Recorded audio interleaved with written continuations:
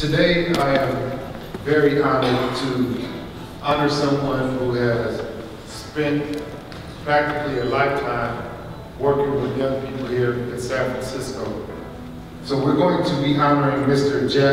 Jacqua.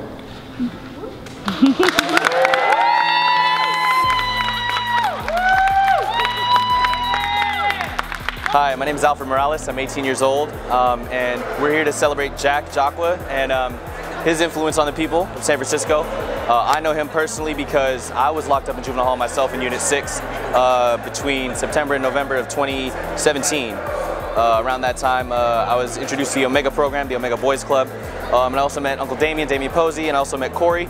By the same token, all these guys created a great circle of restorative justice, and today I'm here to celebrate it because that definitely inspired me as I went to the group home. Jack, one of the best. He's been doing this since like 87, going to juvenile hall.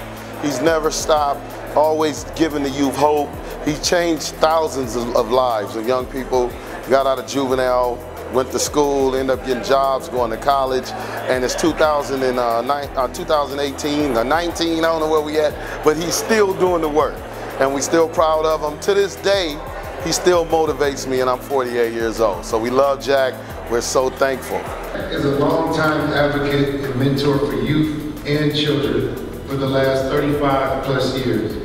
Mr. Jacqua was a union organizer before getting involved in serving youth and families. He's a former teacher, counselor, and coach with the San Francisco Unified School District.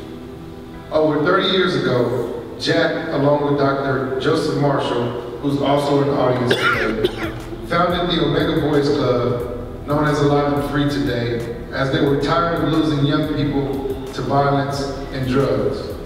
Mr. Jacqua currently serves as an advocate for young people in the juvenile justice system in San Francisco in collaboration with the San Francisco Public Defender's Office and several public and private agencies and organizations.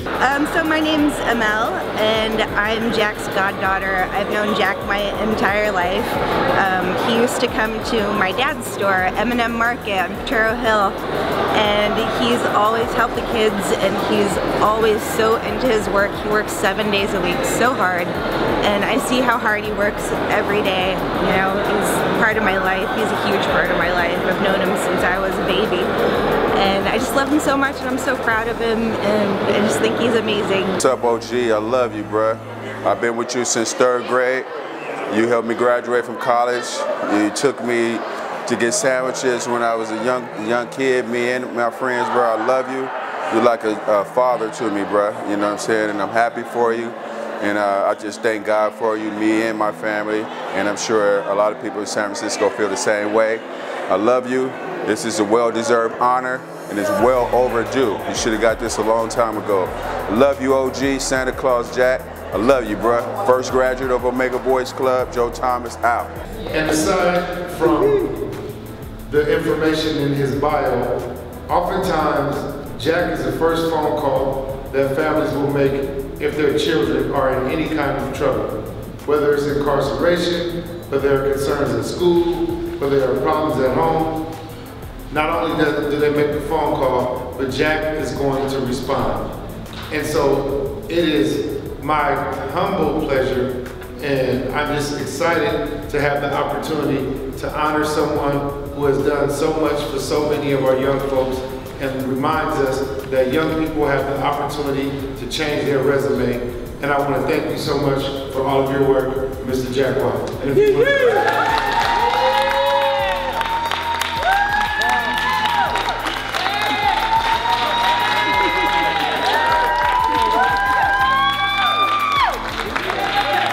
Jacqua, that's my other dad. He started at Potrero Hill Middle School when we was in the 6th grade, and I'm 51 in September. That's how long he's been doing the work. He used to take us to El Faro's every Friday and get us burritos. And Jack is the reason that I went to Balboa High School, because he wanted to see me get a better education. I love you, Pops. You always been there for me, for us, all of us. All right, I just wanted to say congratulations, Jack. Pops, I love you, man. If it wasn't for you, I wouldn't be here today. You've been a major instrument in my life, helping me get my life together and giving back to the community. You deserving, it's long overdue, and I love you, man. I'm with you all the way. I ain't going nowhere. One love. Yeah, my name is Javon McLaughlin. I've been working with Jack since I was like 13. And when the month I made 18 years old, I had the opportunity to go up there to Juvenile to help facilitate the Omega's Boys Group. So been working on him ever since. It's been about 7 years since I've been up at Juvenile, so it's cool. He's definitely influenced me in a positive way. Even helped me get my business started with photography, so I love him. I love you, Jack. I appreciate you. Thank you. Siobhan, thank you. Thank you very much. I appreciate it. I appreciate it very much. I'm not in these places too often, and I appreciate it, really. I appreciate it. There's so many great people sitting here, and I know that a few of them, and somebody's going to get disappointed, but just understand that there's a few people that I really need because it's so much a part of my life. And first of all, I want to also give tribute to the departed brother who certainly was a major part of my life, and that's Jacqua. Yeah. Love Jeff, but Patty Lee has been my guide. Great Patty Lee, who stood here a few weeks ago, and my partner in this whole thing, the great Dr. Joseph Marshall, right over here.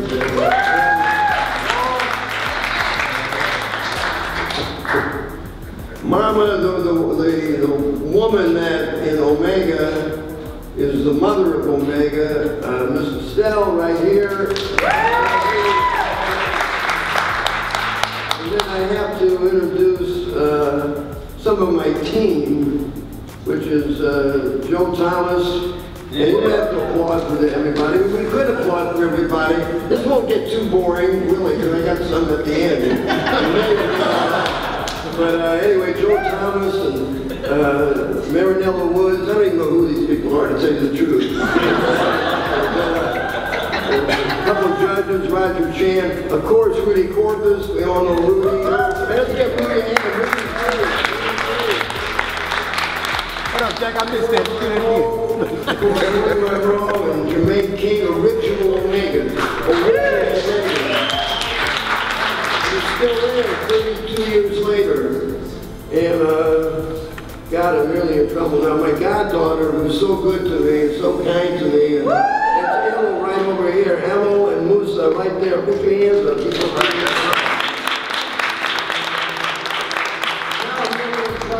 30 more seconds. Okay, Glide's got to be recognized. There's people from Glide. My good friend Matthew. Where's Matthew? Cahill right there. Matthew. And Sonny Schwartz, I got to say what's up. Hey. So these are some of my family. And, but I want to just make this statement. We can't, as a body, forget the youth of this city, the poor youth, the disenfranchised youth. Somehow the media and some politicians, some, I don't know, of course nobody in here, but I mean, just seem to forget that we have a struggle in these streets, in this concrete. We have kids that are in pain each day, that are homeless, that have no direction, they have no hope. And we just got to remember them. And too often, it's not a popular subject. It's not a popular topic to really feel that San Francisco, this great elitist tourist ground, San Francisco has a hood and has a party hall and has poverty other than homeless poverty. There are families and mothers, single mothers and single fathers raising kids in a very gloomy environment, and we got to pick it up. And I appreciate the supervisors are talking about we got to put some change out there. We got to, be alive so we can give these youngsters hope and give these mothers hope and give these fathers hope if they're around, because many of them are not, and returning prisoners hope. And we got to give them hope. We got to talk about them sometime. like just a week and a half ago. This I don't even think got any media attention. But a young man, a teenager, for some of you, an 18-year-old was murdered in a classroom in the city of San Francisco. And I almost believe that some of you don't even know that happened. In a classroom in San Francisco. And they had the funeral of the wake this past weekend for that young man. Violence is sadly prevalent. Just understand that. It's not easy to live in these neighborhoods. Just understand that Shaman, I appreciate Shaman because he understands that. There's many of you on here that do understand. Certainly Mayor Breed understands that to the fullest. And I have to say, don't forget them.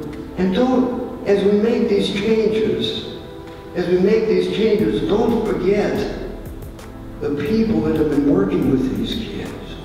You understand me? Some of us don't forget the counselors at juvenile hall. Don't forget the children, their teenagers, to listen to them. Not talk to them, but to listen to them.